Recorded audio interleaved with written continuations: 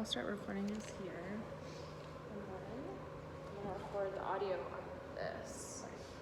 Okay, so I just have to make sure that we're loud enough. And yeah, so I think anybody can really reach out to me with stuff. So, Okay. you know, For mentorship and yeah, exactly. Okay, let's start it. Alright. So I will introduce you. Well, welcome to another episode of Double E Elevating Entrepreneurs. Here I'm with my friend Danny. He is a serial entrepreneur. He actually helps, coach other entrepreneurs that need help and advice, as well as has a background in professional event planning, and is also in the real estate realm, and is going to be transitioning and creating some new aspects of real estate that I read about on your bio. Thank you. So if you want to go ahead and introduce yourself and just tell us a little bit more about your background. Well, yeah, my name's Danny Kelman. So right now the main is we're launching, actually this week is the amazing brokerage. So really we just kind of looked at all the different aspects of real estate, and what we found is people nowadays, from being in events and knowing what they expect from a level of customer service, is people just expect a lot more nowadays, especially with the younger generations and things like that. So we basically broke it down and created what we call a customer experience charter. And what we found also is there was no really reliability with a brand as to which kind of real estate agent you were going to get. So how does, for example, if you went with a large brand and a realtor, it's pretty much a gamble as to how that realtor is going to interact with you, how they process, if they're going to be good or not. And so what we wanted to do was uniform it and come up with processes. So every transaction we have, there's 7 steps that every client will go through. And also as well, what we found is there was different levels of the industry where people got a luxury experience, and then at certain levels people didn't get a luxury experience. And then from the event background, it's like, no, everybody should be given a luxury experience regardless of the size of their transaction. So we work in all aspects, from apartment locating, who we treated like a luxury transaction, to $1 million homes, to even to the commercial side. So we found that being a well-rounded approach to it was looking at the industry and people knowing that whenever they interact with the brand, they'll be given this same level of service. And we found, so it's been an awful lot of work to really live up to what customers expect nowadays. You know? So that's the fun we've been having in the new year so far. That's awesome. And then you said you just launched, right? Correct, yes. So you just launched that. Correct. And are growing that. So. Yes, so as we're bringing on literally as the licensing was sorted, that was the main part. So it's actually been a 4-month process of building everything out to get to this point. And getting all the licensing done and all of that. We finally got the licensing through this week. So we're hiring on the first agents and training, and one of the things we're doing, which is a little bit crazy, is we're mentoring people 7 days a week. We have a call every single day. So and it's something that I've committed to. So before I came here today, I was on a 2-hour call, just because we found real estate agents as a whole weren't getting the support that they needed, and they weren't getting helped out, and they weren't getting communicated with enough. And we were like, okay, what's the most we can communicate with people? And then it just ended up being this 7-day-a-week schedule, which is optional for them to join if they need it, but at least there is, if they have a question, it's a Saturday and they need to ask somebody, obviously they can always be in contact with us. So we found none of these things were really being done, so we're basically trying to create this new level of an experience for everybody that interacts with the brokerage to have, as opposed to it being people treat differently or this, that, and the other, similar to any big, and because of my internet background and online background, is the same way anybody would interact with any big online brand. As if you look at companies like Amazon, the reason they've been able to grow from a single bookseller all the way up to a large corporation and just gone beyond the realms of what anybody thought when you initially looked at them, is they just focused on, quite simply, how do we create the best customer experience. And with stuff like that out there, is nowadays younger people, they want that level of treatment, regardless if they're buying a $2, $10 book, and so we found, like, what if we took some of those principles and started to apply them to real estate and do some of those same things that people know that whoever they interact with, it will kind of be the same experience. So that's what the process has been so far, and it's been a lot of fun. And people are responding really, really well to it. Yeah, that's awesome. So you just kind of want it, like, no matter what, they don't need to earn the level of customer service. Like, they should receive that. Yeah, I think that's completely true. Well, I'm like, why do I have to earn, Yeah, because that's to be treated right? That doesn't make sense. Yeah, but is in certain ways, there's industries where that still exists. Yeah. So if you look at like financial services, anything, even banking still kind of exists that way. You have to be large enough to be treated this way, where it's like I said, from the hospitality and event background, everybody that comes out expects to be treated, you always have your VIPs and your things like this, but everybody still expects to be treated with,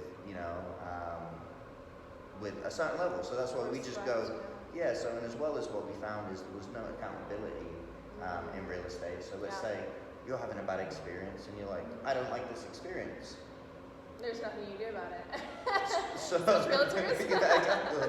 So that's where the customer experience charter comes in. Is we go, this is what you should expect. If any of these things don't happen, please report it, and I'll deal with it personally. And it will be dealt with, and whether it's changing your realtor or having a conversation with a realtor or figuring out where the problem went wrong. But we found that just adding that layer of accountability beneath it just get people security when they're interacting with the brand, because they know that if they have a realtor that, and sometimes it's just people just don't get on, we've kind of all been there in customer experiences where we're like, me and this person just aren't clicking for whatever reason, and then at that point they know that they can still interact with the brand and we can figure out a solution to that, So that was one of the things that we found was, and this was talking to a lot of people and really trying to figure out like what people were frustrated with their realtors and what they didn't like about it, and the things that, and people had a lot of stuff to say. Yeah, they did. It wasn't short conversations ever whenever we asked them. So it's like, we had a lot to work on when we initially started. It started off as like this huge board of like, okay, what are the main points? And then, okay, well, what are we going to focus on and what are we going to concentrate on? And we found is those main points. And I think that's really important for any business, is just to spend all of this time, which is really the most grueling period. I think we calculated the other day, there's been just some 450 hours spent quite simply on concept planning of what the messaging is, what we're looking to do, how we're looking, because at the end of the day, if we're going to teach every agent, is we need to know exactly the way they're going to learn, exactly the way they're going to end. Yeah, exactly. So, and that's the really difficult part. And then once this, very, very solid foundation is set up, then if anything, it gives you the freedom to be yourself, to be comfortable within interactions. And I think that's is probably something that's very difficult for entrepreneurs or whatnot, is that when they're still figuring things out, and sometimes they're a bit like, and then somebody says this idea, and then you may change it a little bit for that. But if you 100% solidify who you are, and then tell it to the world and express yourself to the world, it's a lot easier of a process, Right, So that's what we've been in the midst of, and that's what we've been cooking up. So people should see it a lot fairly soon, as we have quite a lot of marketing campaigns that we're gearing up to do. And like I said, it's going to be this is just the start. There's an awful lot more work to go into it, but no, it's exciting. So that's awesome. How did you guys gather the information about people's experiences for real estate? Did you guys kind of streamline questions? Did you guys do surveys? Was it open-ended? Well, so this is the thing I've found is I'm a data guy. I come from an online background, but this is the reason podcasts do so well, is talking to people. You can gather so much more information so much quicker than so it's what we found is just talking to people and asking people, and that's why is even with our training structures and how we work with our internal team, it's daily talking, because you can communicate so much better. We're talking every single day than you can with, here's an email, here's a text, here's a this, that, and the other, and you can get the point across quicker. So it was literally just me and everybody I know and everybody that our team knows, and asking them, hey, what's up with this, what's going on here, and then we're on a daily call, we report back what everybody's realtor, then the next day we do the same, and the next day we do the same. By the way, this process is never going to stop. Yeah, it's always going to be evolving. Exactly, so we're going to constantly keep asking this question of, and I'm sure there are questions that we haven't answered yet, which later we'll find, is they'll be like, oh, okay, well, this is something that we found seems to be a constant issue, but I think is always kind of evolving and working through the process. But yeah, so I found that sometimes can leave you stagnant. This, okay, I need to do this to get this to get this. Whereas if you're just talking through it all at the same time, you can normally get a lot more done on those aspects. So yeah, the process to it was very very refined, but also very open to interpretation or open to conversation of whatever input that the individuals were giving us. So instead of going, do you not like this or not like that, is literally you ask a question, what don't you like about it, and they can say anything at this point. So we'd find some, really interesting. Yeah. What are some common stuff? Common things you found. The common thing we found is responsiveness. Okay. We found the accountability was a big thing. And the number one thing we found, which actually is surprising, which we really, really focused on, is people don't want to be sold a house. They don't want to be sold a house. And what we really, once we broke it down to like natural human levels, is really there's two things. You're trying to survive in life. You need a place to live. You need food and shelter. So it's like those are the primary things we all need, exactly. right? It's a fundamental need of human nature. Yeah. So what we found is, why do people go and when they start using these terms like, look at this amazing home that you could live in, which is going to be perfect for your family. Yeah. It's like a sales pitch. Yeah, and you're like, instead of going in and going, well, here's the features, here's the things this way, here's the things that way, this is the way the house is laid out, these are the finishes they have, and so what we also generated as well was a checklist that we print out for everybody and give to them on every house. Because normally, well, not normally, but what we found from feedback was realtors would be like, no, it's great, don't worry, yeah, no, I'll be fine, and like these sort of things, and people were normally very worried of, well, what about this? Simple things like cell phone coverage. Does your house have cell phone coverage? Which is Even apartment complexes. Specifically apartment complexes. Yeah, So we kind of went the signal's awful. exactly. And So for people like us, entrepreneurs, we need our cell phone to work. exactly. So when we first started off this checklist that we take every customer through, it started off at 150 points, and then we broke it down to 7 with 7 stages of every transaction. Yeah. But that was what we found was the main problem people didn't like, is they know they need a house, they know they need an apartment, they know they need a place to do business in, but not having an unbiased, honest opinion is, so we're literally teaching agents to stop selling houses. Is like, just stop, like, and so that's why we're training a lot of new agents, because obviously there are people, that are very set in their ways of doing things. But when we looked at it, we're like, that was what rubbed people the wrong way the most, was being influenced, or in a way that maybe they weren't fully comfortable with, and that seemed to be the biggest overstep of, really fiduciary responsibility in one sense, but also the biggest step over of like human boundaries that people really didn't like, was that they got the deal, and it was funny because we were having a conversation, and this was kind of where we really keyed into this, is we were trying to convince this client not to buy a house, because of the area and the location, and we thought it would take a lot to, you'd have to put a lot of money into it in order to get it to the standard that they wanted it, and they bought it.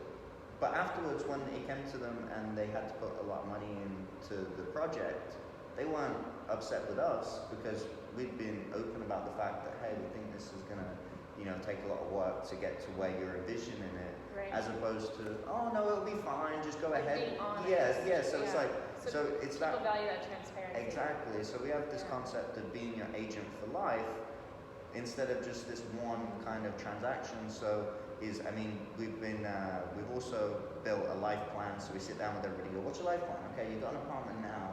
At what stage do you, because then you ask a realtor or anybody in the real estate industry, should I rent or buy? And the answer always, right, is you should buy, because the commissions are an awful lot better for me than, of course. And that's all they ever say, which is immediately when they answer that. And so I've had a lot of conversations with people where I'm like, she probably rent for the next 2 years. Specifically, Right. like, you know, with younger people that are maybe moving around a lot, you know, Yeah. is Yeah, because selling is a whole hassle. yeah, and things like that. So it's just Big really, deal. really analysing your situation, going, okay, well, what's your whole life journey? Where do you want to get, you know, at some point? You may not have it all figured out now, but at least, like, Yeah. what are you thinking of doing? And then worrying about, okay, we know where you're going. Whenever you need us, we'll be there. And then popping up when you need. I mean, we're around always anyway, but it's when you really need us, we can be there and we get it taken care of. Instead of feeling influence, because it's this influence, right? And you know that you're constantly being contacted. And, Right. you know? No, I get it. I get it. And the only, and what we found is as well is messaging. Messaging Okay. was another thing that people really tended to dislike. Was, hey, so it's mainly, do you want to do this or this? Oh, okay, no. Do you want to do this or this? You know, do you want to buy or sell your home? So like a yes or no question on. Well, it was just constant. Do you want to buy or sell a home? No. Okay.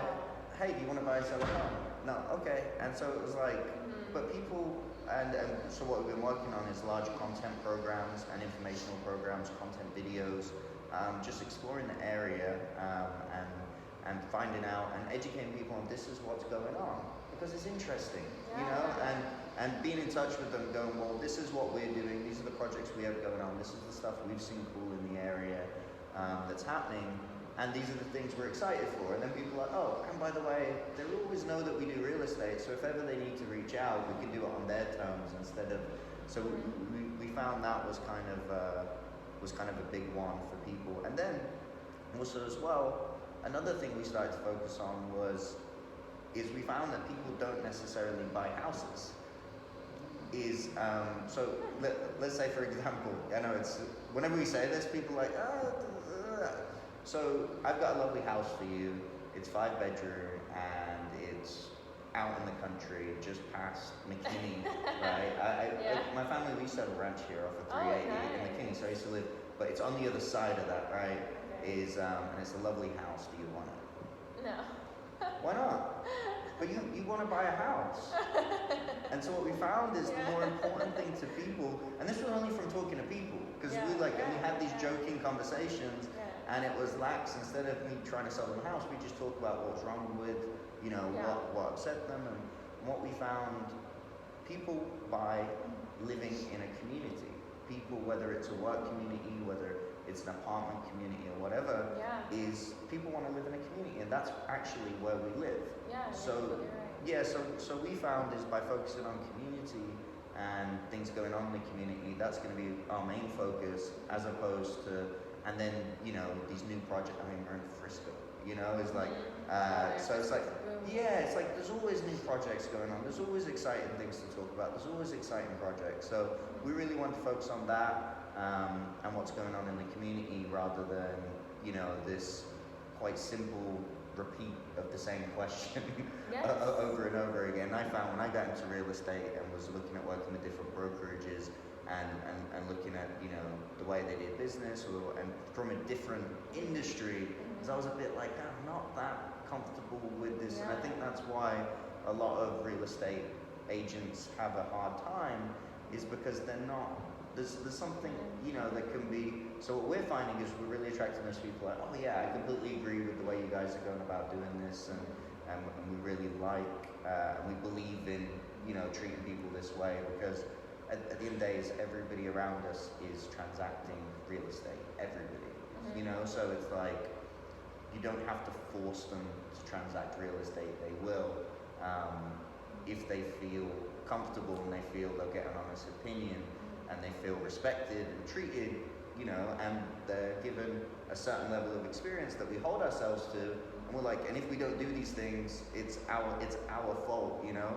And I put my number on the website, and literally said, exactly. It literally said, anybody that has any complaint on any of these 7 things, call me directly, and we'll get this figured out, because that's what we're standing by with the brand. That's what we're saying we're going to do. So and brands that do that and hold themselves accountable in that way normally tend to do better than the ones that don't. So that's our belief. So that's the way we're going. I mean, I've been in real estate a number of years, but now I feel like I'm like completely fresh look, and spending all this time to really look and analyze it, and I think everybody should kind of do that with their, because I know it's an entrepreneur audience here, but everybody can do that with their business in some way. Just think of every single way that you can make something better, and then hold yourself to those standards, and then deal with holding yourself to those standards. Is it's a growing process. Exactly, and I think it's more about, and that's what I find interesting about entrepreneurship as a whole, is everybody looks at the external growth, like what are the numbers, and obviously those things are important, or how much money is somebody making, or what are they buying, and that's what everybody focuses on. But really, most important thing is who you're changing inside, and how you're becoming, and the habits you're generating, and the things you're changing about yourself is really, to me, the most glorifying and gratifying part of the whole process. 'Cause it's more of a journey through life that we choose, this entrepreneurship, and it's potentially one of the more difficult ones. It is. We're a little crazy sometimes. Exactly. But we get to live life the way we want. Exactly. And that's what is you tend to find is you live life the way you want, and then you find that you get so focused on your craft of being an entrepreneur that that's actually the way you'd rather. Is I was away for 10 days and worked every single day that I'm away, because that's comfortable for me. That's what I'm used to doing. That's my happy place, And somebody the other day said, like, where would you be to get to happiness? And I was like, I'm already there. I'm happy, because I'm doing, and doing what you love. Yeah, exactly. And what I love is, changing things, creating things, moving things around. And I think that it's, it's a wonderful hobby / profession, but there is a hobby aspect of it, because you do really enjoy it. But and going back to what you said there about us being a little crazy, is so what we're and it's actually something that we're fanatical. Exactly. Put it nicer. Exactly. Maybe a little intense. So that's what we've been. So that's what we've been talking to the agents about at the moment. Is if you have a calm sense of intensity, it's something to be reckoned with. And we went through it. And if your intentions are very good, and you're compassionate about what you do, and then you're also 100% convinced, and you're relaxed, then those things paired together is the world will generally make way for what you're doing, and you'll generally get to where you're going as long as you're those things. But I think you're right. I think the emotional part of it is, because we're having this conversation with one of my mentors the other day about where most people fall short, and it's they blow themselves up. They blow themselves up emotionally. They get on these big highs of, I'm doing great this week, right? And then they get on big lows of, I'm doing not so great this week. And then they go through these highs and lows, and specifically with sales or anything like that, and they perform this kind of very brutal lifestyle to themselves. Whereas if you are completely almost stoic to the fact of it's going to go good, it's going to go bad, but I'm going to still do these same things every single day, and I'm going to commit to doing these same things every single day, then the outcome is it becomes regardless, and is you are not, you're never impressed, you're never too impressed with what you do, and you're never too dissatisfied with it either. You're just like, okay, I'm making steady progress, and I'm getting better and better, and compounding over a number of years is you end up, you end up becoming, most importantly, a very different person to who you were when you started, and hopefully you've attained some of the things you set out to, but it doesn't, maybe not necessarily in the way that you thought you were going to, So it's like the book, have you read The Slight Edge or Compound Effect? I'm familiar with the compound effect. I haven't read the book though, no. Yeah, so it's just basically like repeated habits daily eventually like change your life over time. Yeah. So like you don't notice it at the moment, but like looking back, it's either you're going forwards or you're going backwards. Yeah. So it's like and that concept. Yeah, and I think it's really interesting, right? And it's like I've just had a daughter also. And so congratulations again, that's so exciting. It's so interesting because before you look at it, and I mean this is a constant thing, right? Having a child is an everyday thing, and it's completely constant. And you just add this person to your life and you deal with them every day and take care of them. You can't return her. Yeah, exactly. You know, tried that twice and they won't take her back. They want to take her back. No changes, a refund. Sorry. But it's if you look at something like that, is even if you look at, so everybody does it in some ways, right? Even people when they're becoming parents, they're taking on responsibilities that they could have never prepared themselves for. They could never know what it was going to be like, but they're committed. You're never going to know. Exactly, but they're committed to it, so they take on this awesome feat, because I say, like, is it maybe entrepreneurship or it may be sports? Is my brother's a professional sports player. Oh, nice. What does he play? Soccer. So he's on your U.S. national team. Okay, so, shout out to the brother. Yeah, He needs to be on the podcast too. There you go. Shout out Charlie. But my dad's name's Charlie. Oh really? There you go. But we have these same conversations. Yeah. Is it doesn't matter whether you're a parent, whether you're trying to do good in your job, whether you're trying to be a better person, or whether you're trying to be an entrepreneur. This working on yourself journey it's just a different expression of the same life force, which is we're just trying to grow and get better in different ways, which is the fun of it, right? And so my mentor constantly says to me, just look at your daughter, you'll learn everything you need to know about entrepreneurship right there. Watch the way she moves. Watch the way you don't even have to teach her to crawl, but she instinctively knows that this is how she wants to express and move forward. And then you watch them, and you don't discover. Exactly. Yeah. So people are always trying to teach each other, whereas allowing them to naturally express themselves and figure things out is really actually probably a better way of us learning. So that's our, and as well is, bringing it back around to purchasing homes is actually a better way for people to make an informed decision on which home they want to buy. Okay, I'm informed, I know what's going on, we've looked at everything, this is the one I want. And just helping them the same way that you help an entrepreneur, or the way you help a kid make their first steps, is you can't make them, and that's what, and to go back to your question, that's what we found very difficult about the real estate industry is there's constantly people trying to make you do something, and if you tell a person to do, well, me specifically, if you tell me to do something, it normally just creates a level of resistance. Especially for entrepreneurs. Yeah, exactly. We are definitely the ones that know what we told what to do. Exactly. Or if you know this person. People. Yeah, but then it depends on your relationship with the person. If it's a parent or a brother and sister, you're completely fine with it because their only interest is your best interest. So as long as you pair your interest, and so that's specifically a question of entrepreneurs should ask themselves: is it in their best interest to transact for what I'm doing? Is it in their best interest or is it not? And then once you have that from there, and once it's in their best interest, then things become an awful lot easier because you're just trying to help them through the process. And I think is we're all going through that process with every decision we make, and now we get to make so many decisions. It's almost decision fatigue. It's like especially an adult. Yeah. Yeah, I'm saying adult. No, not really. Exactly, but it's really just a process of learning and falling over the same way is my daughter walking, or is then looking at my brother is spoke to him at 4 years old and said, what are you doing? He's like, I'm going to be a soccer player. Yeah. You spoke to him at 6, I'm going to be a soccer. You spoke to him at 10, I'm going to be a soccer.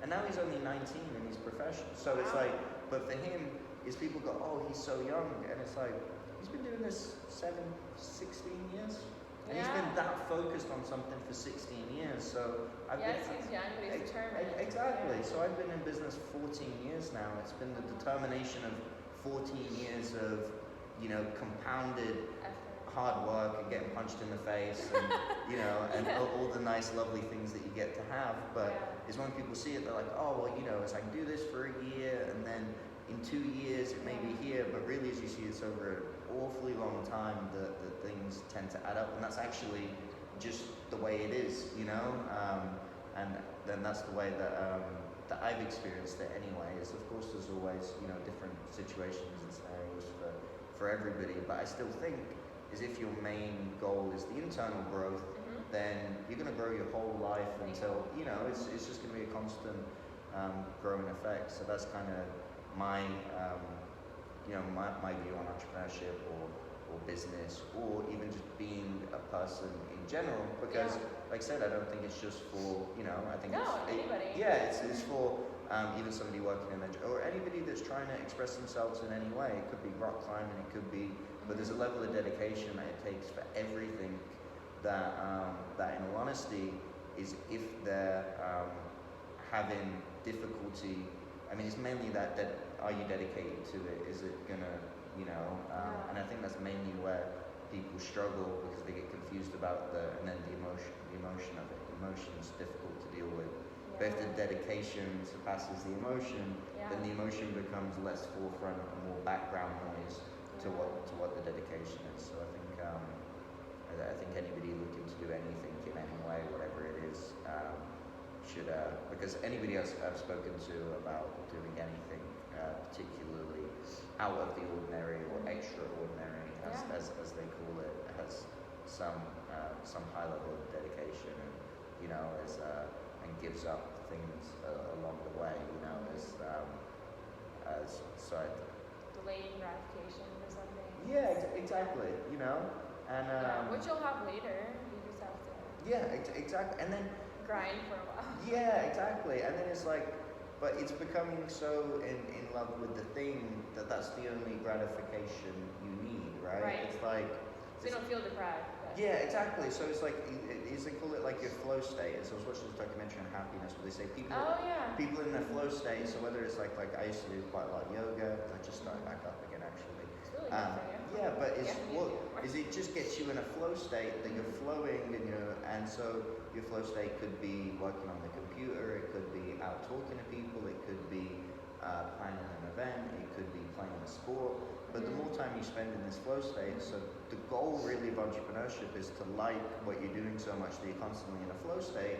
So it's like when you're a kid and you went out to play, you just had fun all day, And then when you came in, you had to get dragged in, and then the goal of it really is to be there. And then once you're there, then the external things of what's going on, you're like, is sometimes you are able to purchase some cool things, or and you're like, wow, this is, I kind of always have this giddy amusement with it, like, oh wow, this is cool, And I'm always a bit confused by it, but like, and like I said, that's what other people notice, but is what they tend not to notice or ask you about is like, oh, how are you feeling internally, and how are you getting happier and better, and and do that. I think entrepreneurship journey stems from that too. It's a lot of mental and being able to control that and understand things and be emotionally stable too, because you're relying on yourself, and it's your business and your baby, and if it's meant to be, it's up to me, and that's a lot of responsibility. So. No, and that's it. Is the same thing. Is like I said, anybody who decides to. But then, if you look at every aspect of life, if you decide to, have a child, if you decide to, I don't know, work as a nurse, there's an incredible amount of responsibility that goes into that. Any of those. It's like anything you do is, let's say, for example, you go work for a company, they're giving you money for that responsibility. So there's expectations involved. Exactly. So every dynamic of life, you have this responsibility that you're given that you're either gonna live up to or you're not. But I think it's very, very clear to set the expectations, obviously with other people, of what they are, and as long as you have those expectations understood, it becomes a lot easier. So I think is maybe where a lot of entrepreneurs particularly get confused, is they don't know what their expectations are. They're like, I expect to, do this because I want to get this and get that, and really the expectation should be to find something that you very much like. I mean, it sounds fairly normal stuff, but it's to find something you very much like doing, and continue to do it, and do it well, and then find. And I always love this concept of a craftsman or woman, is that you become like a craftsman. It's like, okay, just constantly, how do I get better? How do I get better? How do I get better? Fine tuning. Yeah, how do I get better? How do I get better? How do I get better? And you mentioned you have a mentor, right? Yeah. So do you feel like your mentor really helps guide you along all of that? Yeah, so for me, I found somebody that I wanted, because I was thinking, I talked to all these people who would give me advice, and there was nobody that had done exactly what you want to do. yeah, what I wanted to do. Grew a company to the levels that I'm looking to grow a company to. And I sat down and had a think. I was like, do I know anybody in my life like that? And then I remembered, oh yes I do actually. So I tracked them down, found them, and was like, hey, this is what I'm looking on doing. Do you want to? Funnily enough, he's like, actually, I'm retired. I'm just mentoring now, helping people. So yeah, as I loved it, that's actually perfect. So That's awesome.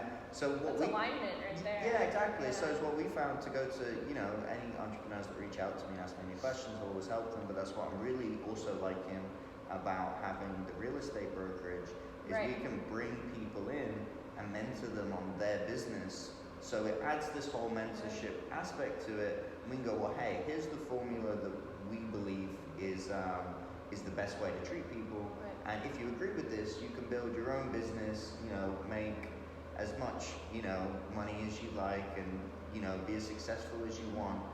But first you have to understand these key principles of what's going to get you there. That the rest will come later, and just getting them to, and obviously is a lot of talking and seeing people's commitment very early on is a very easy way to do that, and because we always have the discussion that you can't make people want it. There's no way you can't create their determination. So it's it has like to be intrinsic. yeah, exactly. So it's motivation. Yeah, and sometimes people may have no motivation whatsoever, but then something can change in their life suddenly, or they can. That's true. It can just come out. They can have a drastic life change. Yeah, exactly. Kind of like fuels that desire. So specifically to maybe people who have had, maybe less motivation or this, that, and the other, is I'm under the belief that you can always change that. You're never set and kind of stuck as the person you are in life. Sure. Is you can always go, okay, well, I want to do not even more, but I just want to take a different path, or I want to learn a different thing. And I think people very much struggle with changing because and I was having this conversation with somebody, so my friend went to India to find himself. And I said to him, how was that? I said, well, you're sat right next to me. What are you looking for? Like, what do you mean you're going to find yourself? Like, you're sat right here. Like, there's no. And so what I found. You're still the same person. Yeah. So my theory is people a lot of times travel to find themselves. Right. Because they wanted to change anyway, but when they come back, now all of a sudden they have an excuse. Right? And a lot of people wait for that excuse. It could be having a child. It could be having something very drastic. But they normally look for that excuse and then go, now I'm going to change. Hence New Year's resolutions. Now I'm going to change. Now I'm going to change. But I feel like people could do that any day. Like, oh, it's Tuesday. Now I'm going to change. You know? Like there doesn't have to be a real reason. It's just a desire. Yeah, exactly. Could you imagine? You said to your friend, hey, it's Wednesday, and I found myself. They go, what are you talking about? It's Wednesday.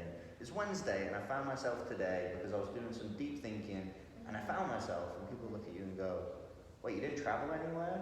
Yeah. No. Wait, you didn't try a new diet? Nope. You didn't go to some retreat or something? Yeah, you didn't go to a retreat. It wasn't an external thing that made you change your internal being. Right. No. I just decided. And I think when people sit down and go, today I decided to do this. It could be tomorrow, it could be in 5 years, it could be in 10 years, it doesn't matter. But as if they're trying to make a decision and the decision is entrepreneurship or anything of that matter, or real estate or doing events, it can be done. It just takes that level of dedication that the other people are putting in. It takes, doing the research and doing, like I said, the hours and hours of planning. That's what it is to be effective. So you started with your entrepreneurship journey in event planning? Is that what you began in, or? All right, tell us how you started. Tell us a little bit about the event planning. I bet a lot of people are interested in that.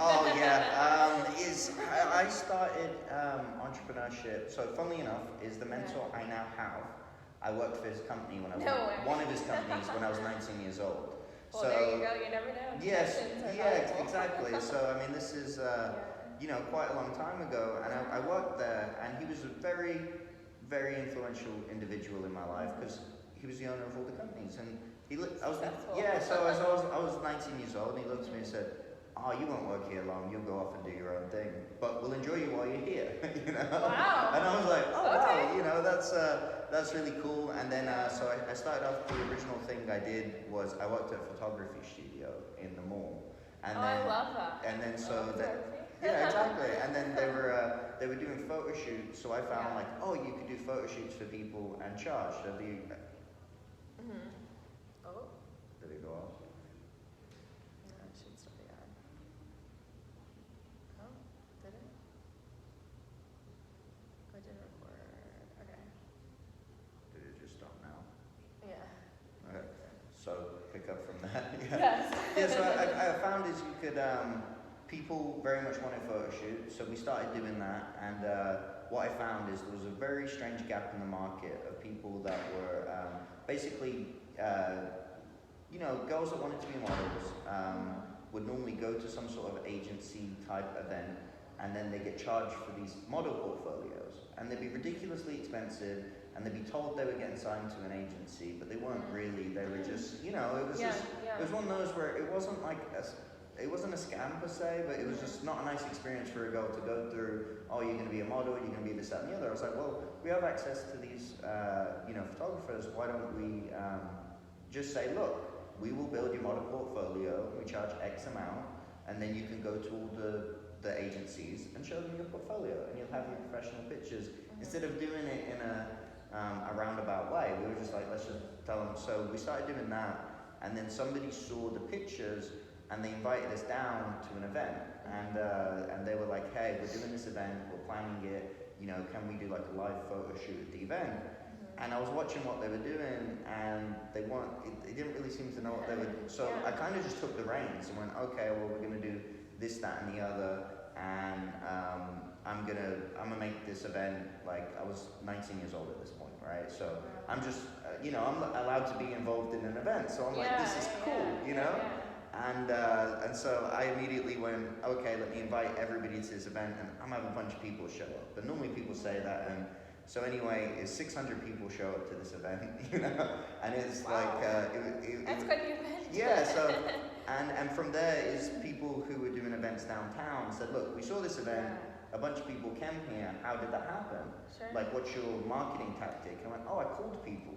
So I literally just, I called 100, 150 people and went, hey, this person's coming, that person's coming, come over and come enjoy. And that was my first event. And then from there is downtown. So there was different nightclubs and various event venues that were like, can you help us get people, and can you bring people and promotion? Correct, yeah. So then I was like, oh, well, I'll do a promotion company, So then, that's how you birthed. Yeah, exactly. So and then so on the promotion side, we were doing a bunch of promotional events, and then we got into the concerts, and then the concerts were fun. So we've done. So my first major concert that we ever produced was me and a partner. Steven, still a good friend of mine to this day. He's in real estate now. That's funny. Funnily enough. That's ironic. And so we had this artist that we thought was going to be like the next big thing. So we're going to bring him to Dallas. We'll be the first people to bring him to Dallas ever, and it would be a great event. And so he ended up coming. It was Wiz Khalifa. So the first time, so the first time Wiz Khalifa ever came to Dallas, we did this huge event for him.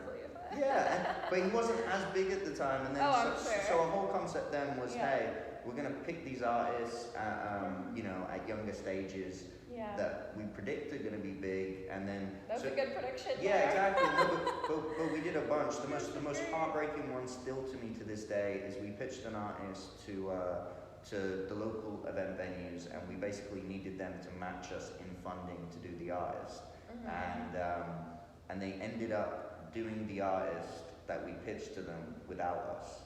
So we had to watch the first ever live performance of Drake in Dallas that we picked from and I was just like, still to this day, like I love him as an artist, but it's still kind of heartbreaking for me to, whenever he's like, oh, I went to this amazing Drake concert, I'm like, man, it was a majorly missed opportunity, which in turn was our fault, because they said, hey, you've got to get the money raised by this point, and we're out there trying to, we're 21 at this point, like still figuring things out, and nobody believes in this guy, right? He's a new artist, he's unproven, Like they're like, what crazy risk to take, and I'm like, no, you don't understand. How big he is yeah, now. exactly. So you're gonna see yeah, talent. yeah. So yeah, and that's what. But we were able to pretty much key on, be able to predict the artists. Like we've been able to do it for years, and it's simply just listen to the music, letting people listen to it, and then responding to if people like the music. The same way that we're building. If people, they'll tell you what they like and what they don't like.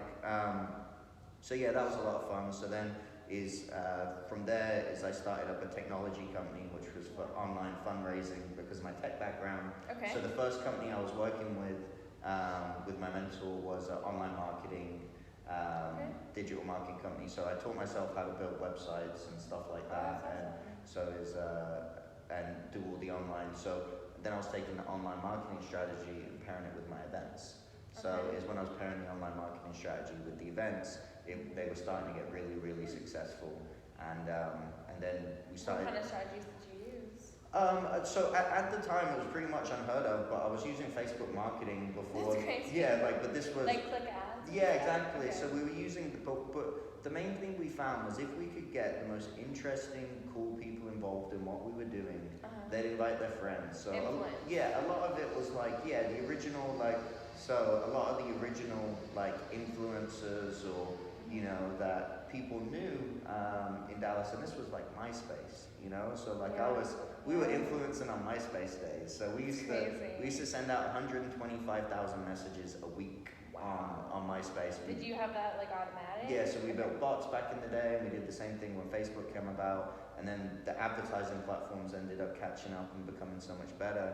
But yeah, so it's like when we got into these large events, we do 2,000 people a week, so, and then I also set up an events company in San Antonio. So my friend was going to UTSA at the time, and he was like, hey, I want to do what you're doing up there down here. So we did UTSA for about a year and a half, which was a lot of fun. And then from there is with my technical background, and my dad's an engineer also. We started. So is mine. Yeah, That's so random. we started a company to help people raise funds online, which was a long 3.5. So crowdfunding. So when crowdfunding first originated, it was like Kickstarter and things like that. So we started a company that would allow people to sell shares in their business online. So it was a long, grueling process to get approved and legalized to do that, because at the time they still hadn't come up with the regulations. So we're actually the first legally approved company in the US to do this, ever, technically. They approved 4 of us at the same time, but we were on that batch of the 4. So we had to go up to New York and, explain what we're doing to all the financial institutions. And then after that is the regulations weren't set up yet, so we lost all of our bank accounts. So all of our bank accounts were shut, nobody could explain to us why. And so after this massive success, which was we got approved legally, is we were shut down. And so it was, that's crazy. It was literally, so we were getting crazy evaluations one end, and then afterwards I've lost three years, 3 years with nothing to show for 3 years. Yeah, like nothing, not even and so then and that's what I'm saying, determination then kicks in. It's well, what do you do now? So then do you roll over or do you keep going? Yeah, exactly. So but that's the brilliant thing about doing different things and learning different industries, is you can bring, I call it lateral thinking, where you can take something from events and bring it over here. You can take something from this and bring it over here, as long as you're learning and moving forward. Because now at this point I've become a crowdfunding expert, but the crowdfunding expert industry didn't really exist. Nobody's talking about it anymore. It was supposed to be the big thing, but then Bitcoin took it, and the whole thing just got kind of overshadowed with cryptocurrency. And so I'm like, man, where would I have been? We would have raised all this money, we would have had this company going, cryptocurrency would have come along, completely taken all the press off the market, people would have been completely uninterested, and I would have been left with even worse than nothing. Tons and tons of investors to pay back and all of that stuff. So I completely and utterly, I believe, escaped, a bad situation. But at this point, what do I know how to do? Events. So I just went back to doing events and planning events, but now I also know how to code, I know how to build software, and at this point we became a consultancy for, hey, if you want events or software or this, that, and the other, we'll do it, you know? And then my event partner came to me and we were still producing some events together and was like, hey, you should really look into real estate, I think you'd really enjoy it. And then for me, that's when that started to take over as my passion. Was once I looked into the industry, I was like, wow, this is something where you can basically help people every single day. We were already doing events, so I was already talking to people all of the time and asking them what's going on with their lives and keeping up with this like large network of people. But I'm like, now it's more of a, we're all getting older, it's like you kind of transition, so so at that point for me, life changes. Yeah, exactly, and I was like, oh, and the thing for me, what I did find is I was like, I looked at the industry and the way it was being done, the way it was being marketed, and I'm like, oh, we can start to take some of these things, the way we're marketing over here, and move them over here, and start to use everything. Which really the whole marketing game is real estate, is people are trying to either market their individual properties by getting it out there, and like I said, our philosophy is no sales, but still, because of everything I've done over the last 12 years, I know how to get a lot of people to see something. From there they can choose if they're interested in it or not. But what are some tips you have for that? What, for getting people to see something, like... There's like a million, so it really just depends on what you're trying to... the top ones you found. To increase, let's say, awareness of a brand and like interaction, things like that. Yeah, so I think the more people you get involved in something, the more interaction it will have. So everybody always tries to do everything on their own. Yeah. I think entrepreneurs are guilty of that. Yeah. And so is what I can do it. So what I've always found, right, is if you're doing a company launch or anything like that, is if you invite all these different businesses and people think they're stealing the spotlight, they're not. They never are. Is everybody sharing in meeting each other's network and getting to know people and constantly doing that. So I found that by always being open, and quite simply sharing other people's stuff and supporting other people's stuff is.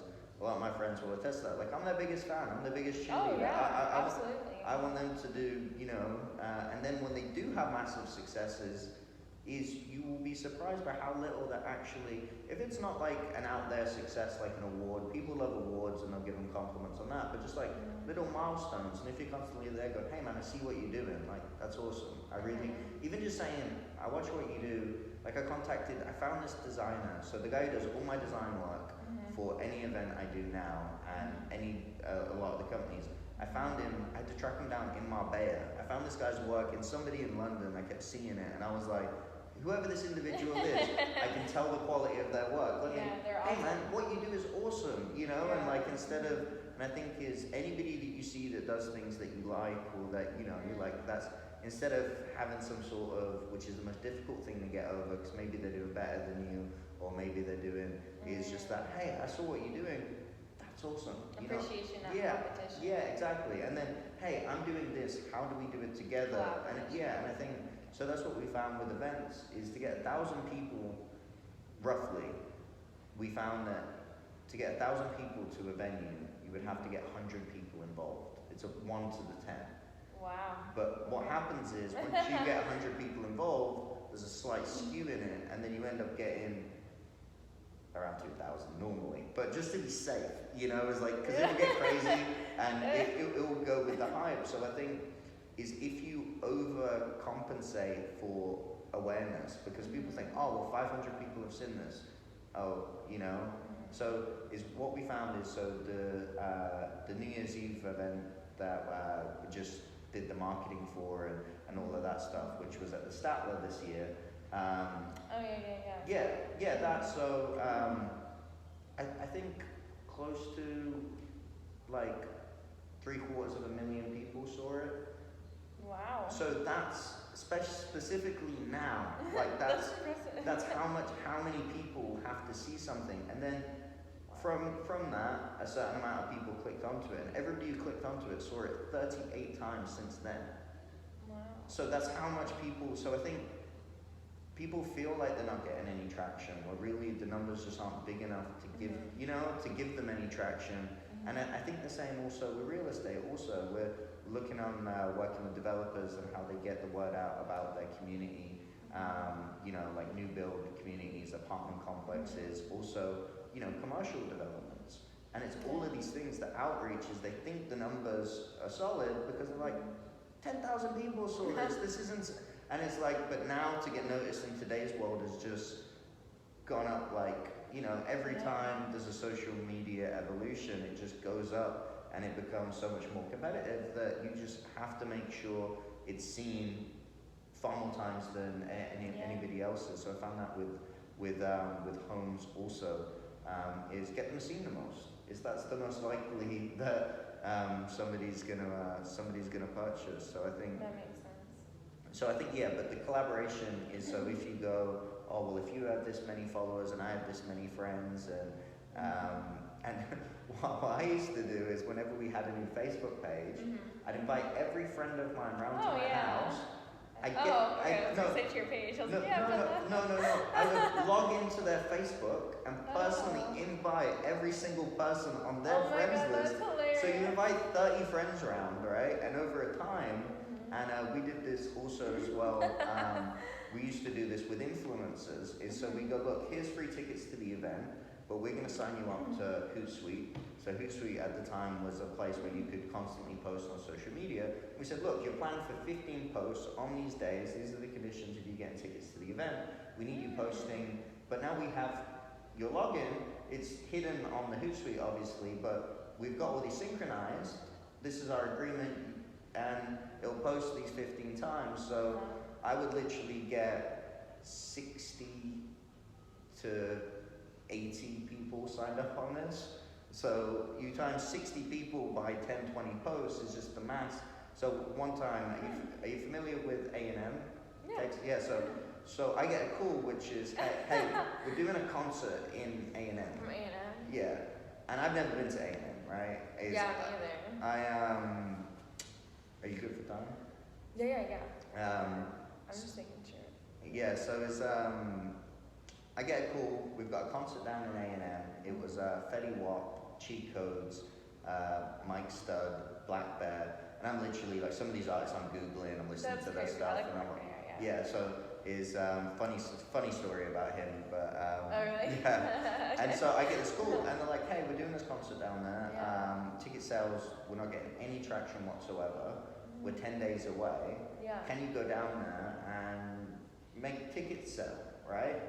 So I land in A&M, nobody, like not a single person in A&M. No. One, I don't go to college there. Two, I'm an English person.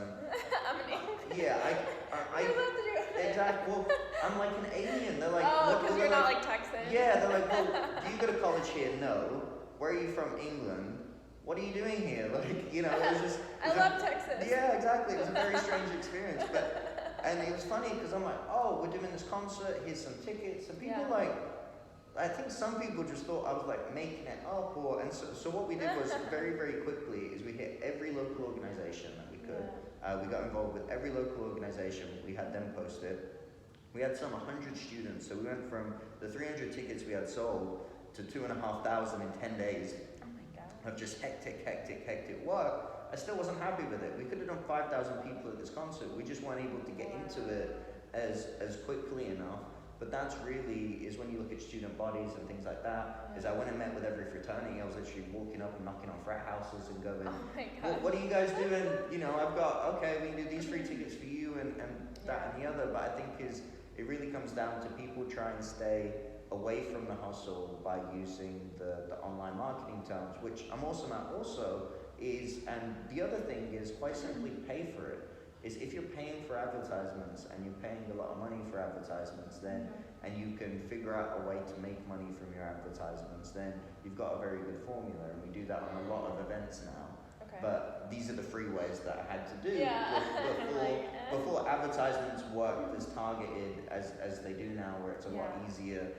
So we can, but that basically just took over that. But these things would still work as if you were starting off any sort of business that you were trying to get exposure for. But literally, I think that talking to people, listening to people, seeing what they don't like about particular things, and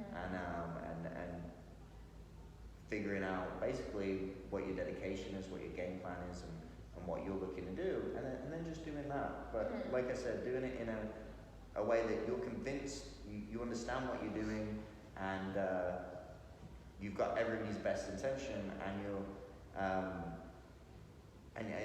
and do it. You know, I think is if you're doing all of those things, and like I said, is you're not blowing yourself up, you're not getting stressed, because those are the difficult parts, right? Those are the only person that's going to stop you is you. You know, and that's like literally the only. So yeah, exactly. You know, is no company or. You can blame other people, but it's really. Yeah, that's and I think at the end of the day. Yeah, but that's in every with anything you're doing. Yeah, every area of life you can. You know, it could be fitness, relationships, diet. Yeah, exactly. You know, and that's why I think for me is I just finances. Yes, exactly. You know, I just take complete control of me, so I'm mad at myself quite a lot, but still, is it? The trust in it by itself. Yeah, exactly. I just got back in the gym and back in yoga this week, and like I'm 30 pounds up from when I was last doing yoga, so my stretching isn't that bad anymore, but there's still pieces of fat that weren't there and getting in the way that wasn't there last time I was doing yoga. So I was like, don't judge me on this performance. But yeah, that's the thing. You're always going to go back and forward. And you're always going to have little stretches where things get better, and then massive stretches where things get worse. But that is essentially it's life. It's life, you know. And I think people separating entrepreneurship from life is not true, because it is your everyday. Lifestyle. Yeah, it's your lifestyle, but yeah, and then, like I said, even non-entrepreneurs, and it was funny because I've never really I've been having to be convinced. People keep convincing me I'm an entrepreneur, right? Because it's just like, because for me, like, you're a serial entrepreneur. Yeah, exactly, serial, exactly. So it's like, growing up it was kind of just like, oh, you're a businessman, or you do business, and that's, you know, I think when they create this term, and then originally it was just like, I was an entrepreneur, I was like, go get a job, Danny, or, you know, like, go do something normal. Why can't you just be normal? Why can't you just, you know? And so I think those trials and tribulations of having a lot of influences around you, because nobody really wanted me to do it, if I'm honest, other than me. There was nobody that was like, you know, I mean, there's different people that I've worked with at different points that, you know, have really wanted me to, you know, but there was never, you know, some magic person that was like, hey, let me, you know, pop up. And that's why I think the mentor is important, but I'm only really now, later in life, realizing like, oh, this just... Having a mentor is important. Yeah, it just cuts down on a lot of time, cuts down on a lot of...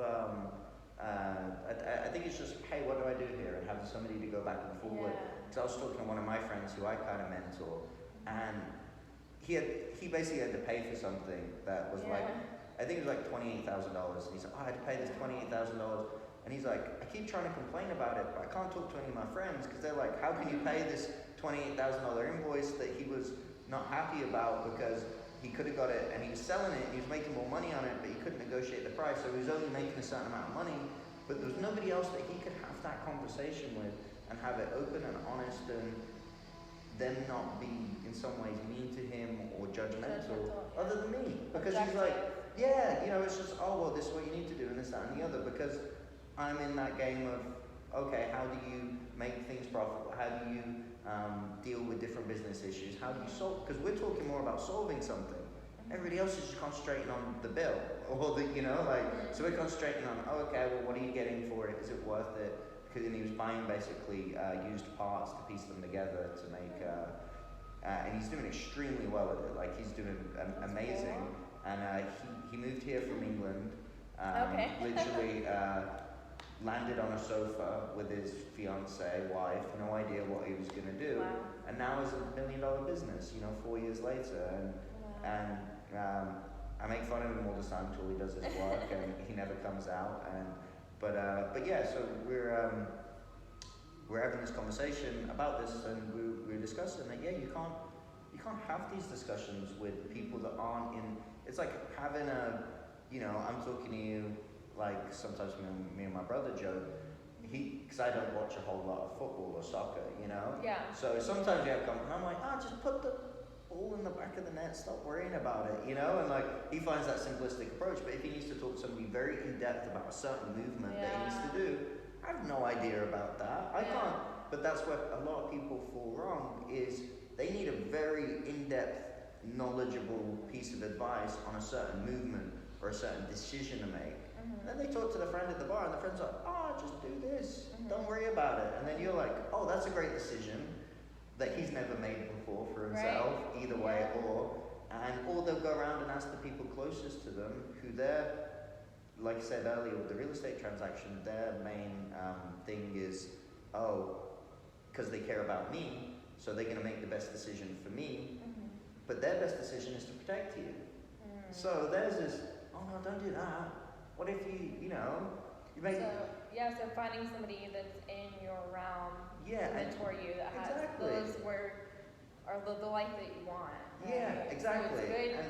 And in your corner, and it's like and wants you to win. Yeah, that's important. And a boxing trainer that their whole focus is how do you knock this person out, knock this out of the park. But everybody that works at the highest level of anything has a trainer, and that's what took me far too. And I always had certain mentors or people that I went to for advice throughout the stages, but I think,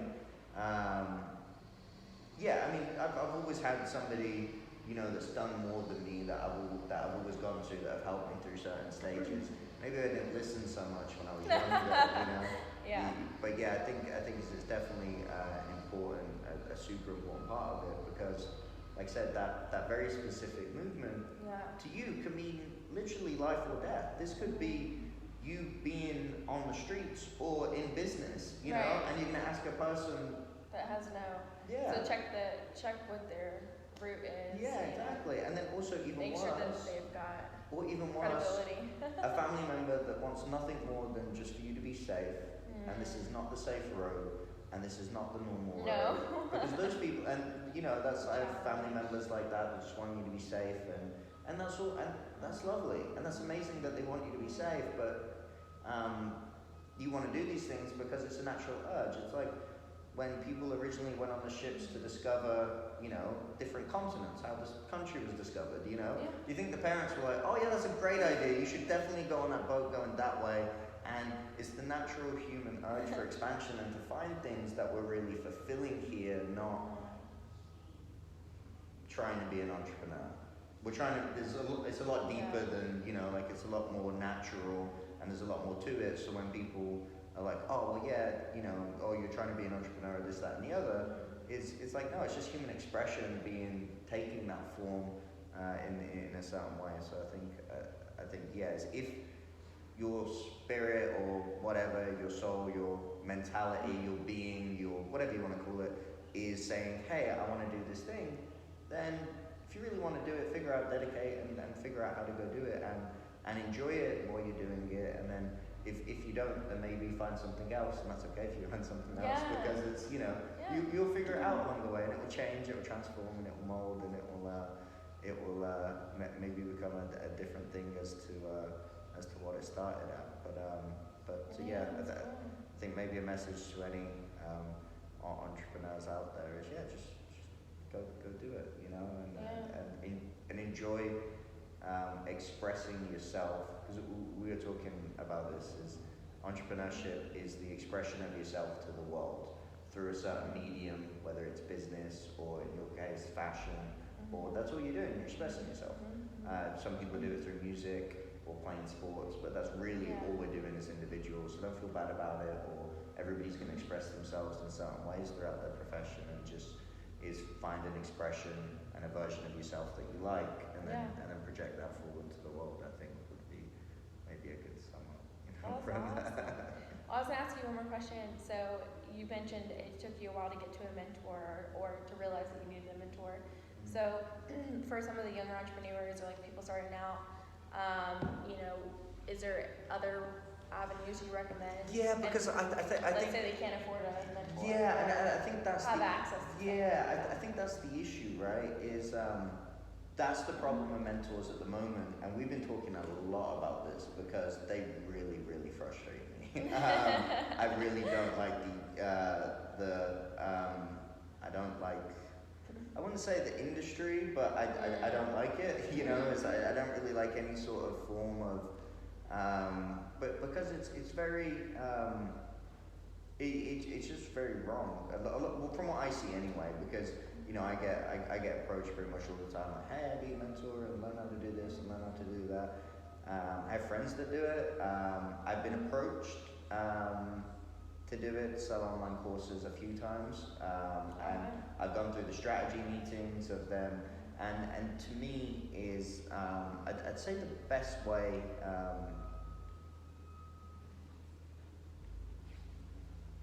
How much did you lose there?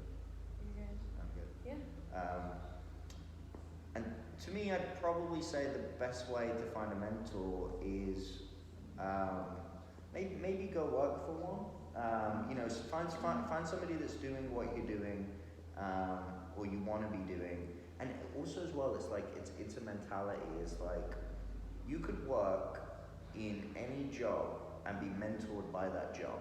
And I've done this from any job I did have. I used to picture myself as like undercover boss. You know, like I'm figuring out everything wrong with this company.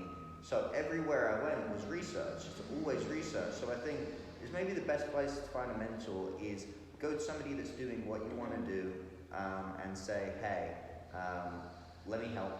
I'll do whatever you need. Yeah. I just want to learn. You don't have to pay me. You know, it's like a lot of my times is even when I was on retainers and stuff like that, is I'd ask them to lower it, you know, which is weird for people to do, but I'd be like, look, I know I can commit to this level of time, but it was never really about the learning for the money for me. It was learning the principles that the guy at the top was doing. So I think that's probably the best way is to find somebody that is in a normal business that's very, very successful, and figuring out how you can get into that circle, whether it's, you know, having something. See, for me, it was always fairly easy because I have this online marketing knowledge and I have this, so I can literally say to a guy like, hey, I'll take care of your website and all this stuff and Don't worry about it at any time, right? So there's always something I could bring to the table. So I think figure out something you can bring to the table. And nowadays it's brilliant things like videography or media, or every company needs like a content person. Even if content's not your goal at all, it's got, I want to learn this company, I can add this to it, let me figure out exactly how I can add value, and go add that value and say, you have to pay me. And if you're dealing with a successful enough individual, there's going to get to a point where they're going to be like, okay, let's work out a deal for you, because you've already passed their main barriers, which is this person really in it for the long run? Do they have the dedication, and what do they want? Do they just want money from me? And once they see that you're different to that, you want the knowledge, which is, then all of a sudden you join a new club and you're like, you want the knowledge on this subject, and it's like, yes. And then they're like, oh, okay, that's different, because everybody else from them, just as I was saying to you earlier, everybody else wants to know about the external things I'm doing, not the internal that I'm making. And the person that sat there, what they have to respect, has made an internal journey to become somebody pretty extraordinary in order to get where they're at. So worry about learning about that more so than how do I make $10,000 this week, or how do I make anything, because once you get there, then you'll always be able to use the things you learn from their character and from who they are as a human being, as opposed to something that's short-lived. You know, as we're having a conversation about these short-lived businesses that are, you know, okay, they're going to come in it, and I mean, you'll see a lot of them, like specifically these people, there's always a new one online that's promoting, and I think that's the issue, is young people are getting promoted to that this is what entrepreneurship is. Yeah. This is not what entrepreneurship is. That does not exist. I mean, it's a very specific niche of entrepreneurship, but the issue is, just like I said to you, it's about exposure. So they're getting the views, they're getting the exposure, they're getting the endorsements, so people are getting, and young people specifically, are getting a very differently defined view of what it actually is, because they can pay for it. Right. You know? So it's like me saying like, hey, I'll work out for you and you'll get, you know, but pay me this money and you'll get skinnier, is like, No, it's just kind of like a weird thing. Whereas, I mean, I'm sure some of them are good if you commit to the programs and this, that, and the other. Yeah. And some of the, but I've looked at a lot of the self-help stuff, and and I've read a lot of the books and tried to find out what is it but in all honesty, you can't consume reading information as quickly as you can talking to people, and the building the relationships. And so after all that, I found that now is, I can just ask. So I have a lot of people around me that even knows like specific stuff, right? Is somebody that knows about insurances, and they're just my insurance person that I can call with any question to do with this. And so you end up having mentors in every area of your life, within fitness, within health, within, and so you end up like with this group of people around you that are helping you form your own character. And I think that's, you can literally, it's like, like you can just pick, like alchemy, like you can just pick the, I want to be like this, and I'd like to do that, and I'd like to learn how to do this. And I think that's why yoga was such a big one for me, because I couldn't touch my toes. So when I couldn't do anything. So when I got into it, I was like, hey, I wonder if I could do this, challenge myself. By the end of it, I was really good and really flexible, and I never thought I could become flexible, but I kind of applied the same mentality that I had to business to that thing. And you literally go, and I love the saying, they call it the Yoshi mindset. I think it's Yoshi. Japanese people are going to kill me.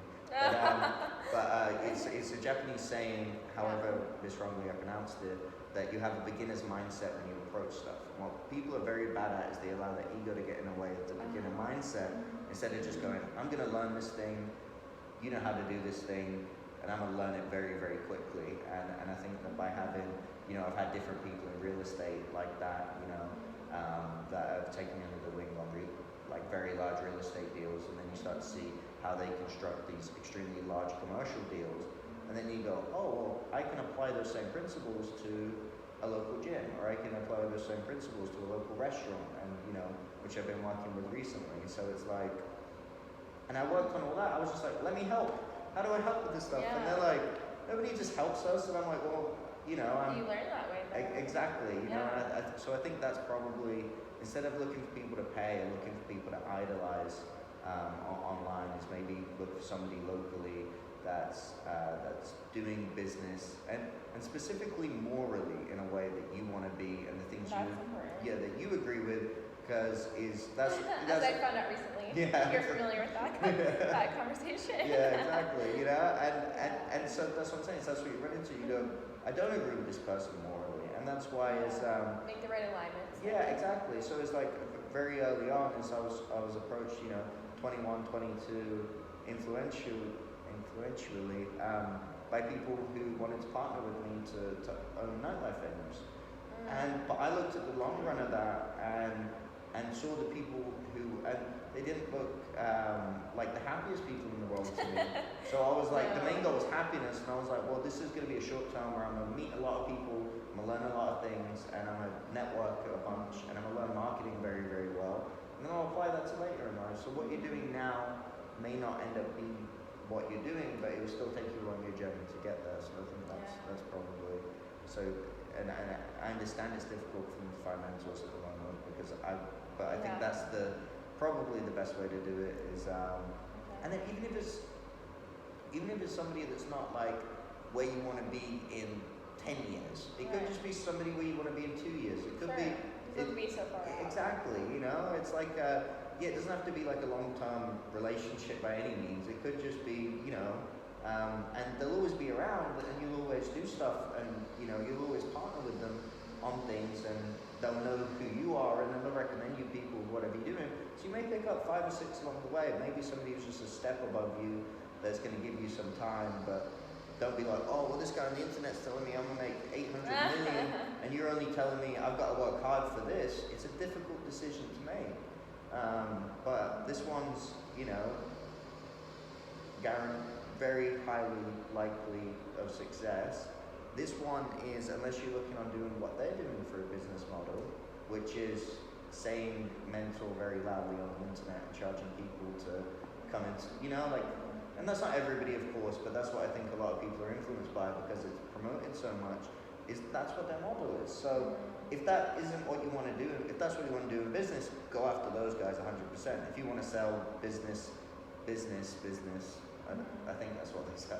But follow those guys. But then if you actually want to do some sort of business with some sort of creative input and you know all of that, I'm not saying those don't have creative input. They get very creative with how they market and sell. But I think it's just find somebody locally that's maybe 2 years, 3 years ahead of where you want to be and start there. Okay. And then you had mentioned like intrinsic growth is really important. What are some things that like helped you along that path, and what do you suggest for new entrepreneurs and entrepreneurs that are growing? Like, what are some tips? Like, if you could tell your younger self, like, what did you wish you had done sooner? Yeah. That would have grown you faster. I think internal.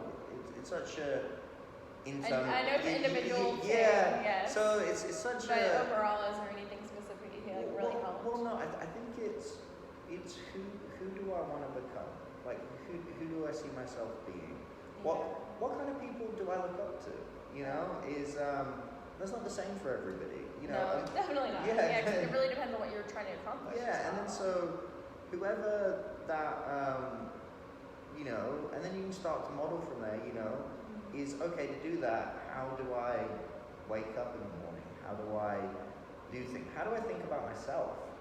You know, that's good. You know, what's the words? What you tell yourself. Yeah, what are the words I tell me? You know, and what do I say? There's a reason, like, and it's funny is like I really like fighters and examples. You can take like Mike Tyson, Conor McGregor. Yeah.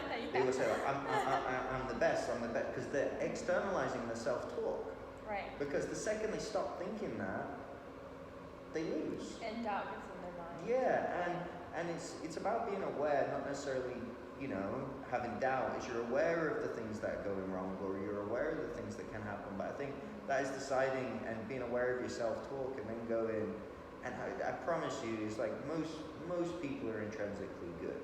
You know, they want to be good people, and especially if they're listening to self-help things, they want to be better. But then it's kind of a loop of self-help, because if you help yourself, then you don't need the product. So the self-help people are really even though they are self-helping, but it kind of adds, your body and mind will get better at doing whatever it's doing. So if you get better at self-helping, then you're self-helping and you're in this loop of constantly helping yourself. Whereas I think if you decide that you're pretty much okay, and you decide that you're a good person, and that's, you know, what I was saying earlier, I think those 3 decisions I was talking about, which is I decide I have good intentions, I've done my homework, I decide I'm committed to it, and I'm relaxed and enthusiastic with what I'm doing, and I'm not going to stop, you know. and I think if you know you're constantly doing that every day, no matter what, you know, like no matter what. And I love this. There's this video, this motivational video that I actually really did like on the internet, which is called Dream, and it's like, I think the guy's name was Michael or something that did this talk, and it was like, your lights get shut off, nobody comes to your meeting, is, you know, you fail, then you lose, and then you, and this is like, I mean, part of the course of my life, this is like, you know, he's literally singing it, you know, and then something bad happens, then your business fails, then everything gets wrecked, and then you lose, then you lose, then you lose, but then you decide it's not over until I win, regardless, because that decision's there. So I think, but first and foremost on the self-help side, it's deciding that you're not a bad person, because there's so many people that have been told, and this is probably actually something there as well, is I call it pinpointing the voice. If you do have a bad voice, and this is really kind of scary because it's difficult to do, and so you pinpoint the voice because when you have this bad thought, you can pinpoint the voice, and then you hear their voice of who said it to you, and it always comes from somewhere, right? You didn't wake up as a kid and go like, oh, I'm really bad at writing, right? No. And the second you pinpoint the voice, you go, is this person where I want to be? Is this person who I want to, is this person capable of telling me that? And this is where I have a real like kind of argument with teachers that tell kids bad things, you know, like, because we've all had that, And so and it's some of us have had traumatic experiences with exactly teachers. because that's what it is. It's really In childhood, especially yeah, when you're forming. yeah, your internal voice is just a massive repeat of everything you've ever been told in your life. Fortunately for me, is I was constantly told bad things all the time. So it's like so nobody really expected, and it's just the constant, and then it's the constant disbelief of I don't believe you.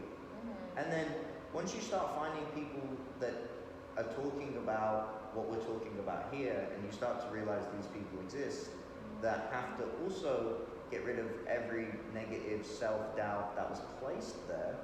You'd never heard these words, but like my daughter discovered her first fear yesterday, right? And she climbed up on this thing, she hit her head, and all of a sudden, right, she's upset, and we put her arms back up there, and she's scared. And it's the first fear she's ever experienced in her life. And immediately it's, you can do this, don't worry about it, this, that, and the other. But in that exact moment, if you say, you're not very good at climbing, you can't do this, that's when the first self-doubt starts to set in, you know? And it goes from there. So I think, intrinsically is getting rid of the voices in your head, because it's not your voice, and replacing it with your voice because you've decided what you want to do is probably like positive affirmations. Yeah, or just I'm going to do this because I've got good intentions. I want people to do well, and I'm committed, and I really like doing this thing. And the world will let you do it is if you're enthusiastic and relaxed about it. You know. That's awesome. Very cool. Well, I appreciate you being a guest today. No worries. Yeah, I anytime. think we learned so much from you. Hopefully, you know. Looking forward to like following everything. Yeah. And seeing where you end up. Awesome. Thank you so much for having me. Cheers. Absolutely. Okay, cool. All right, So I didn't realize it like stopped recording after a certain time frame. But Well,